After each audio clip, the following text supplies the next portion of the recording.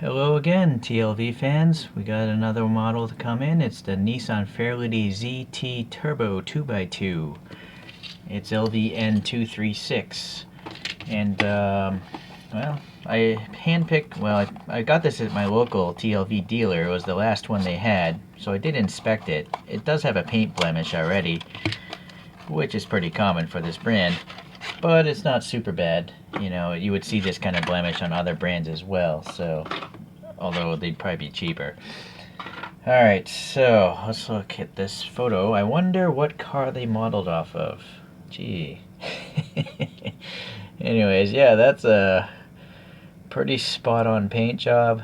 The wheels, it pretty much looks like that car, other than the license plate. Again, it would be nice if TLV would just write something on those license plates instead of just having a blank one. Or just don't have a front license plate at all. It's just really distracting, I think. Alright, let's take a look at this back view. This is a T-top version, but I didn't really take the time to try to find a rear view of the silver one. I was just more gravitating towards the wheels again. So, hopefully that's correct. I don't know, because they did have straight two-seaters. So I'm not sure if the dimensions changed between the 2+2 versus just a two-seater.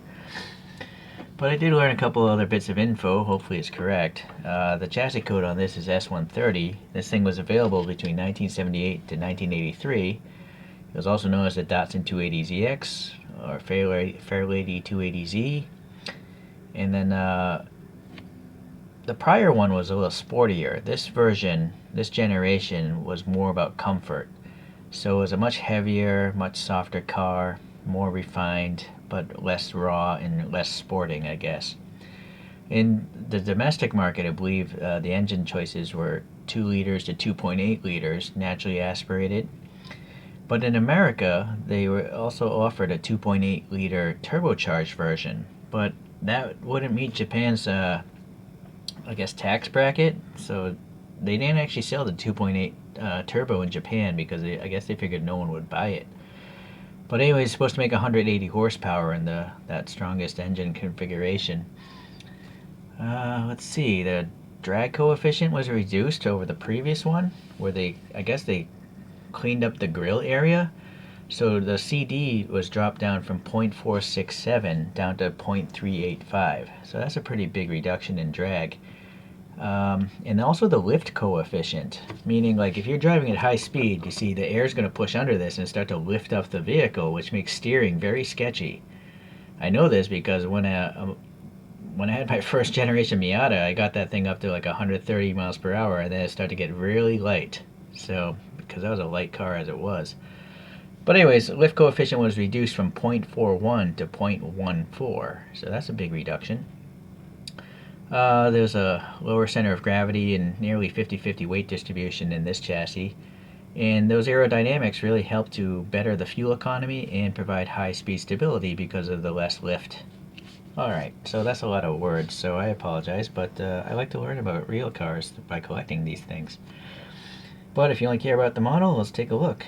Let's see what we got there. Fairlady Z Turbo printed right there. It looks pretty legible. I mean, that Fairlady Z is really small, so that's good. I like the fact that the turbo is in red as well. And then we got this black double stripe going around the bottom there. And it matches up with, I guess, the black bumpers. So that's pretty cool.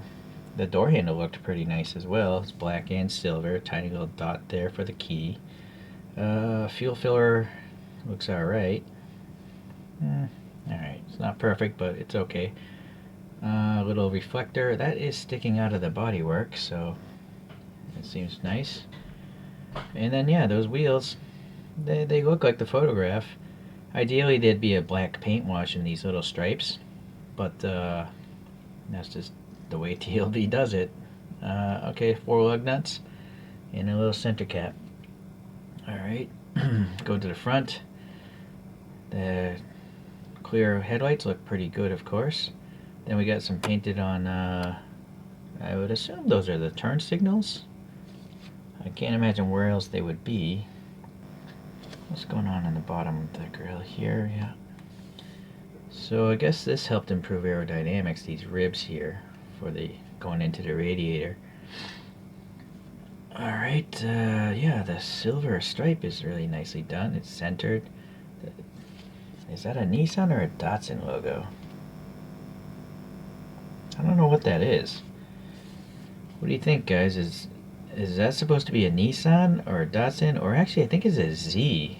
It's just a really squished Z. Interesting. I feel like the ring is too big or something. But having never seen one, I'm not sure.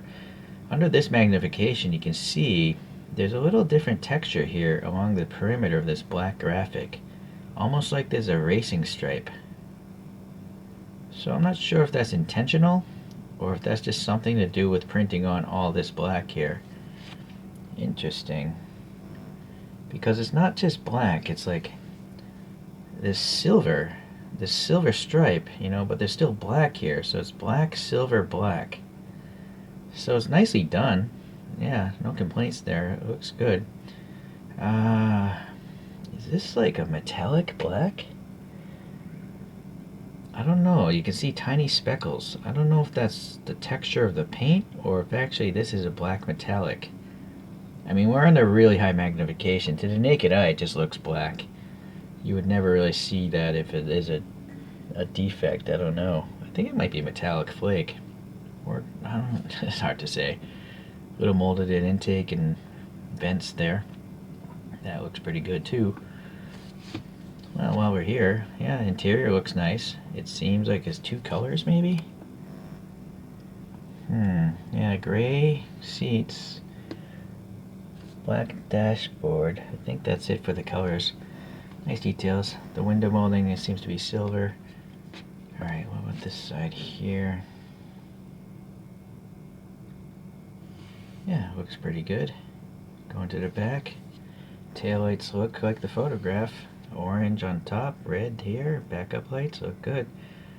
The black plastic bumper on the real car, or the rubber bumpers, seems pretty well represented here, including these little bumps here. The exhaust is, I think, part of the base and is painted silver. It is from 2013. Okay, so it's been out a few times. And yeah, nice description of the car. S130 helps. I think it would be great if it, well, I guess they wouldn't write the year of the car maybe, because maybe they would just change some parts and offer a different model. Maybe that's why they don't write the year of the car. But if, well, it would be nice to see. I'm trying to think maybe it would make sense if these companies would just print on the information like Greenlight and AutoWorld does, because then they could keep the same casting and then just print on exact information like what year car this is. Alright, it's press fit together and standard TLV tires there. Alright, what about the back here? Yeah, it's just a graphic here, this wiper blade. It's a little kind of weak, really. It's nice that it's there, but it's not three-dimensional. Then we got the additional silver paint here. Even though it's a silver car, there does seem to be separate silver on the window trim. Alright, well, we'll see if we can get a better look at that interior.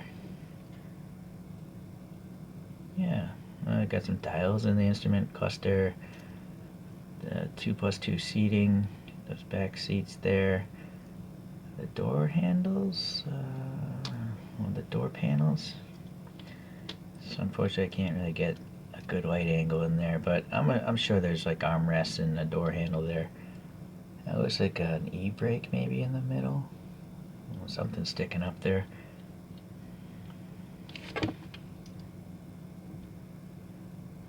Okay. Well, anyways, it's not bad at all. It's nice to see at least two colors in the interiors. There's just, well, one color. So that's nice to see. Okay, well, I would say it's nice.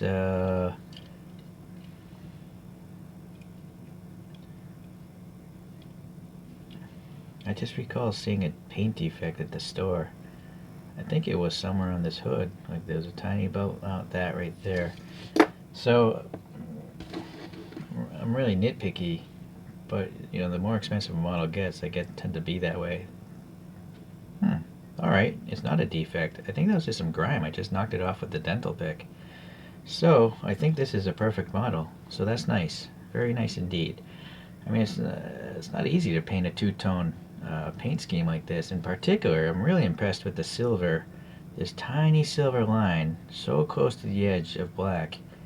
And also this being well centered. So, the graphics on this are really nice. Alright, I think it's time to do a little spinning around here and pull out a couple other Z models. So right now it's flanked by its predecessor, the 240Z. The red one is a rally car that ran in the Monte Carlo Rally, and that's made by a brand called Dido. It's a model kit actually, but it's still a diecast. And then the white one is made by Konami, and that's a Z432. So that's just a street car, and that also, Konami's street cars have suspension too. And it also has that nice brown steering wheel.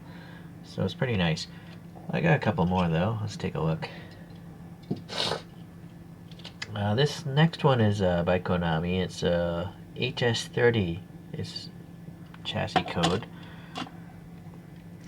And then this next one is made by Aoshima, so it doesn't have any model information. I don't know if that's a 280Z or a 240Z or what. So sorry. I can't really keep track of every model I have in my collection. Okay. Alright, get some allergies apparently. And the last two. First we have the successor. This is a Konami again. This is a Fairlady Z32. So most people probably know it's a 300ZX instead of the 280ZX. And then the race version here of a Z33, so now 2 generations or 3 generations off, and that's a race car made by Kyosho. You'll see that the 300ZX is much wider, but also much shorter than the 280. So that's pretty interesting how they chose to do that. I guess it makes more sense though for stability and, and the ability to go around corners. And then obviously a race car here, I mean, this is based off the 350Z. Okay, well actually, you know what? I like to let it spin on its own for the one last revolution.